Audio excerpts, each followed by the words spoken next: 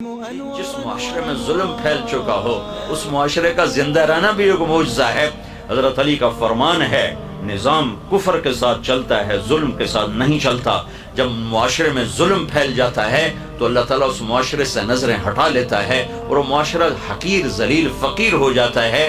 ہمارے زوال کا سبب یہ نہیں کہ بجلی کوئی نہیں اور گیس کوئی نہیں، ہمارے زوال کا بہت بڑا سبب ہے کہ ہمارے عوام بھی ظالم ہے، ہمارا غریب بھی ظالم ہے، مالدار بھی ظالم ہے، دیہاتی بھی ظالم ہے، شہری بھی ظالم ہے۔ حکومت تو بعد میں آتی، پولیس فوج تو بعد میں آتی ہے، پہلے تو عوام میں ظلم کی جڑیں گہری ہو چکی ہیں اور اس حد تک جا چکی ہیں کہ ظلم کرتے ہوئے احساس ہی نہیں کہ میں کتنا بڑا گناہ کر رہا ہوں۔ شراب پیتے ہوئے احساس ہے کہ گناہ کر رہا ہوں، زنا کرتے ہوئے احساس ہے گناہ کر رہا ہوں، کسی کو دھوکہ دیتے ہوئے کوئی احساس نہیں کہ میں کتنا بڑا ظلم کر رہا ہوں، کتنا بڑا گناہ کر رہا ہوں۔ تین چیزیں ایسی ہیں جو معاشرے کو زیرو کر دیتی ہیں، تباہ کر دیتی ہیں، صفحہ ہستی سے مٹا دیتی ہیں، اور وہ تینوں میرے دیس میں موجود ہیں۔ میں حکمرانوں کو رونا کیا روں اور میں محکموں کا رونا کیا روں، میرا تو ریڑھی والا بھی اس کا شکار ہے۔ ایک ظلم جس معاشرے میں ہوتا ہے وہ معاشرہ زندہ رہنے کا حق کھو دیتا ہے۔ ایک جھوٹ جس معاشرے میں جھوٹ ہوتا ہے وہ عزت کا حق کھو دیتا ہے، ذلت کا طوق ان کے مقدر کر دیا جاتا ہے۔ میرے نبی نے فرمایا تمہیں بڑے گناہ بتاؤں؟ کہ یہ کیا؟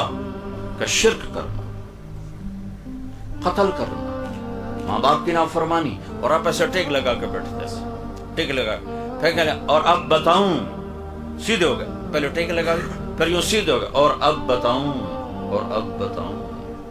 الا وقول الزور،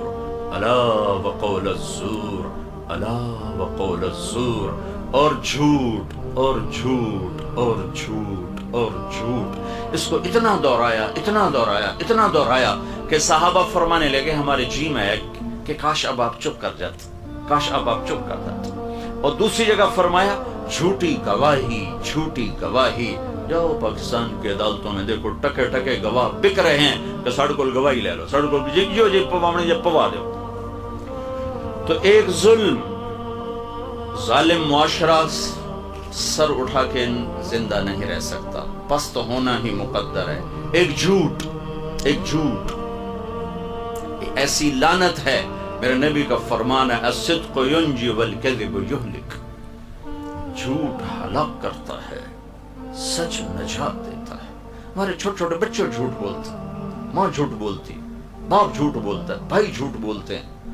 سیاستدانوں کا جھوٹ تو بہت بعد میں آتا ہے، ریڑھی والا جھوٹ بولتا، سیل مین جھوٹ بولتا۔ 1 کروڑ پاکستانی اکٹھے کروں تو ایک بھی سچا نہیں ملے گا مجھے۔ تیسری چیز دھوکہ، خیانت، بددیانتی۔ ایک ہی گناہ کے کئی نام ہیں، دھوکہ، فراڈ، بددیانتی، خیانت۔ جس معاشرے میں خیانت، دھوکہ، فراڈ، بددیانتی داخل ہو جائے اس قوم کے لیے زوال ایسا ہی یقینی ہو جاتا ہے جیسے شام کو سورج کا ڈوبنا یقینی ہوتا ہے۔